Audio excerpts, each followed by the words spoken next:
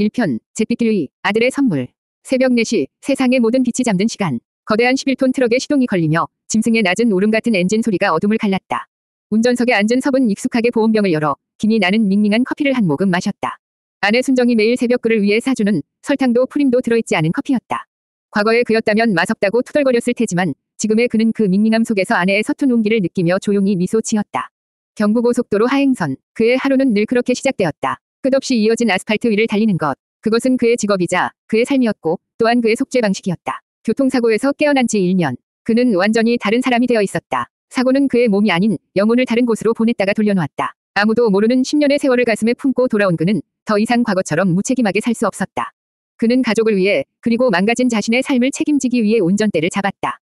한 달에 20날 이상을 길 위에서 보내는 고독한 삶이었지만 그는 불평하지 않았다. 어쩌면 이 고독이야말로 자신에게 내려진 가장 합당한 형벌이자 유일한 구원이라고 생각했다. 조수석에는 작은 햄스터 케이지가 놓여 있었다. 초등학교에 들어간 아들 가람이가 아빠 외롭지 말라며 선물해준 햄찌였다. 트럭을 떠나기 전날 밤 아들은 그의 손에 케이지를 쥐어주며 맑은 눈으로 말했었다.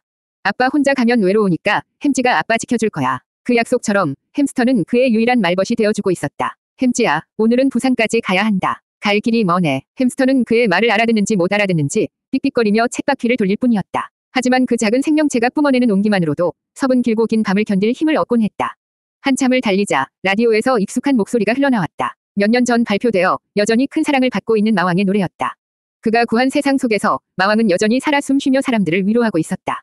섭은 희미하게 웃었다. 자신의 10년이 헛되지 않았음을 증명하는 유일한 증거였다. 그날 밤 그는 남해고속도로의 한적한 구간을 달리고 있었다. 유난히 안개가 짙은 밤이었다. 내비게이션은 존재하지 않던 시절 그는 오직 표지판과 자신의 감각에 의지해 운전했다. 그때 그의 눈앞에 오래된 터널 하나가 입을 벌리고 있었다. 지도에는 없는 낯선 터널이었다. 그는 잠시 망설였지만 다른 길이 보이지 않아 터널 안으로 차를 몰았다. 주황색 조명이 깜빡이는 터널은 기이할 정도로 길었다. 터널을 하나 빠져나오자 곧이어 똑같이 생긴 두 번째 터널이 나타났고 그리고 세 번째 터널이 이어졌다. 2편, 세계의 터널, 이방인의 속삭임.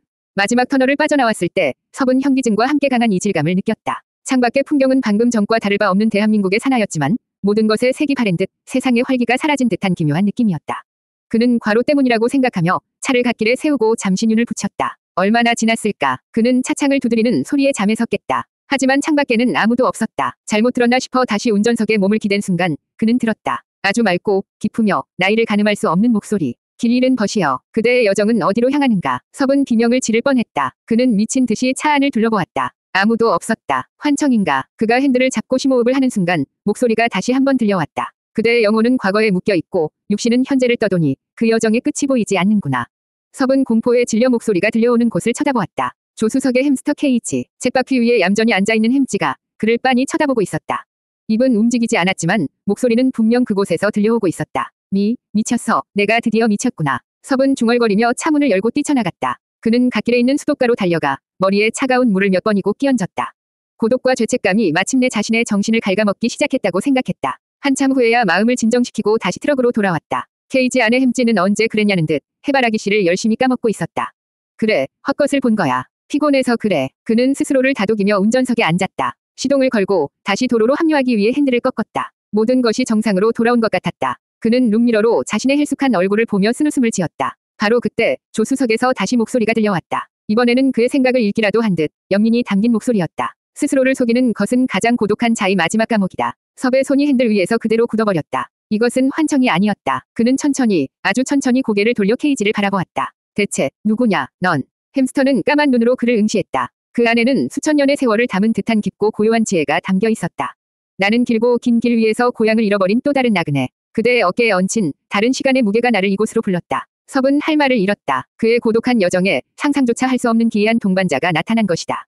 자신처럼 길을 잃었다는 이방인. 섭은 이 만남이 결코 우연이 아님을 자신의 기나긴 속죄의 여정이 새로운 국면으로 접어들고 있음을 직감했다. 3편, 기묘한 동행, 동질감. 섭은 천천히 트럭을 갓길에 세우고 비상등을 켰다. 그는 한참 동안 아무 말 없이 조수석에 놓인 햄스터 케이지를 응시했다. 길을 잃은 또 다른 나그네. 그 한마디가 그의 심장에 박혔다. 지난 10년의 기이한 여정은 그에게 불가능한 일을 받아들이는 법을 가르쳐 주었다. 그는 더 이상 이 현상을 정신병으로 치부하고 도망치지 않기로 했다. 그는 케이지를 향해 마침내 입을 열었다. 길을 잃었다니 무슨 뜻이지. 햄스터의 몸을 빌린 현자는 쳇바퀴에서 내려와 까만 콩 같은 눈으로 그를 빤히 바라보았다. 나는 본래 바람의 흐름을 따라 세상을 유영하는 존재였으나 먼 과거의 실수로 나의 길을 잃고 이 작은 생명체의 시간에 갇히게 되었다. 그대처럼 나 또한 돌아가야 할 곳으로 돌아가지 못하는 이방인이다. 목소리에는 깊은 체념과 고독이 묻어 있었다. 섭은 그 목소리에서 기묘한 동질감을 느꼈다. 자신 역시 돌아갈 수 없는 과거와 돌아가고 싶지 않은 미래 사이에서 길을 잃은 존재였기 때문이다.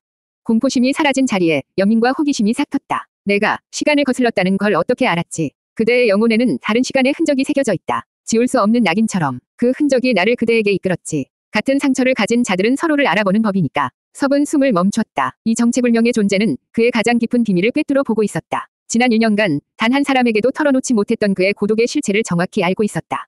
처음으로 자신의 비밀을 이해하는 존재를 만난 것이다. 왜 하필 내 아들이 선물한 이 햄스터의 몸에 들어앉은 거지. 그대의 혈육이 맺어준 순수한 인연의 끈이 흩어져 있던 나의 의식을 이 작은 몸으로 이끌었을 뿐이다.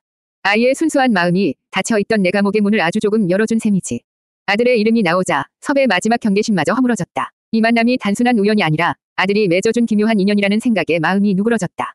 나한테 원하는 게 뭐야? 나를 도와주러 온 건가? 도움이라. 현자는 잠시 침묵했다. 어쩌면 우리가 서로를 돕게 될지도 모르지. 나는 그대에게 지혜를 주고 그대는 나에게 길을 찾아줄지도. 나는 그저 질문을 던지는 자다. 그 질문 속에서 그대가 답을 찾으면 그것이 나를 돕는 길이 될 수도 있을 것이다.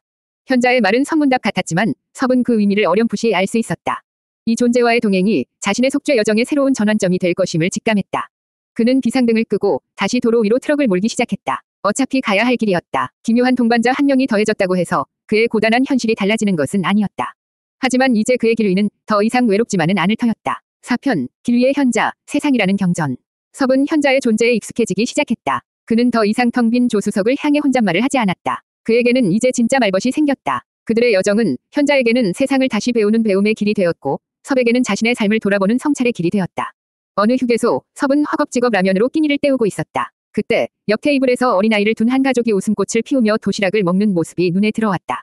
섭은 저도 모르게 수저를 놓고 그 모습을 멍하니 바라보았다. 가족에 대한 그리움과 좋은 아버지가 되어주지 못하는 자신에 대한 죄책감이 밀려왔다. 그리움과 케이지 안에서 현자의 목소리가 들려왔다. 보고 싶어 죽겠군. 섭은 자조적으로 대답했다. 현자는 조용히 말했다. 그대의 몸은 여기 있으나 그대의 마음이 가족을 향해 있다면 어찌 그대가 그들과 함께 있지 않다 할 수 있는가. 진정한 부재는 몸이 멀리 있는 것이 아니라 마음이 떠나 있는 것이다. 그대는 지금 누구보다도 뜨겁게 가족의 곁에 있구나. 현자의 말은 섭에게 새로운 깨달음을 주었다. 그는 자신의 고된 노동이 가족과의 단절이라고만 생각했다. 하지만 그것이 오히려 가족을 향한 가장 강력한 사랑의 증거일 수 있다는 것. 그는 죄책감을 조금 덜어내고 다시 힘을 내어 라면을 먹기 시작했다. 또 한 번은 경부고속도로에서 고개 운전을 하며 아슬아슬하게 차들을 추월하는 고급 승용차를 보았다. 섭은 자기도 모르게 욕설을 내뱉었다. 미친놈, 저러다 황천길 가겠네. 현자가 물었다. 저 차는 왜 저리 급히 달려간다고 생각하는가? 글쎄, 바쁜 일이 있거나 아니면 그냥 성격이 지랄 맞거나 둘 중 하나겠지. 아니다. 저 차는 시간을 아끼는 것이 아니라 현재를 잃고 있구나. 그는 목적지에 도착하는 것 외에 길 위에서 벌어지는 모든 풍경과 스쳐 지나가는 인연들을 놓치고 있다.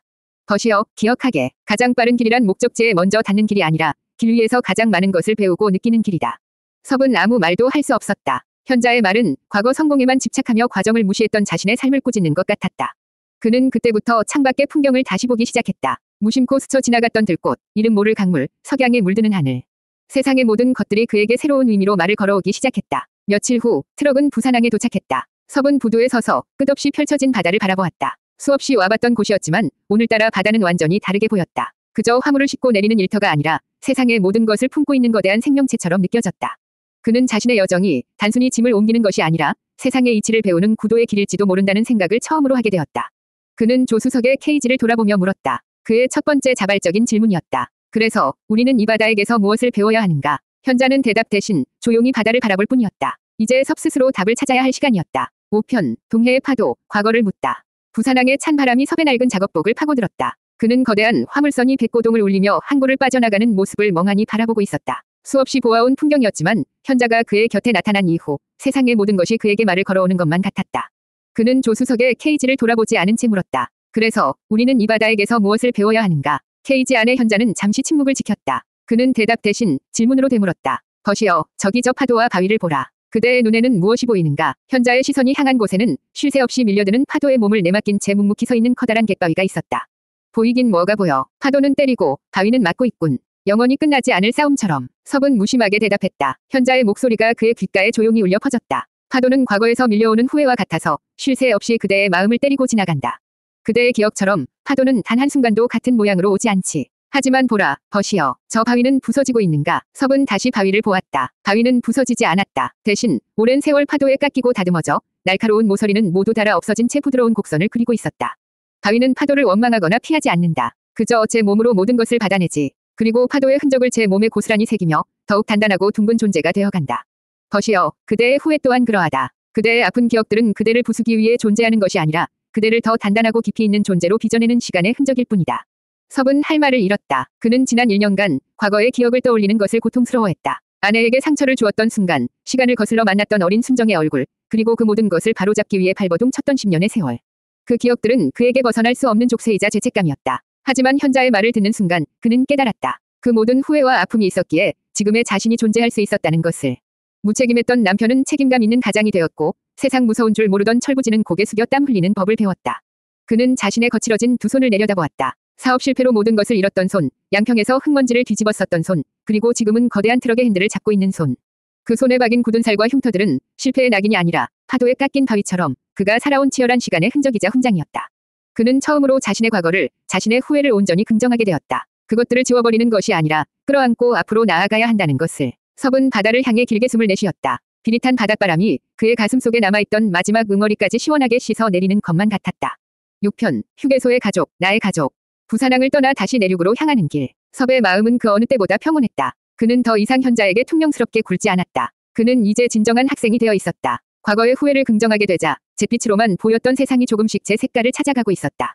그는 이제 현재를 살아가는 법을 배워야 했다. 트럭은 해가 저물 무렵 경부고속도로의 한 휴게소로 들어섰다. 섭은 저녁을 해결하기 위해 푸드코트로 향했다. 우동 한 그릇을 받아들고 구석진 자리에 앉았을 때 그의 시선은 맞은편 테이블에 앉은 한 가족에게 머물렀다.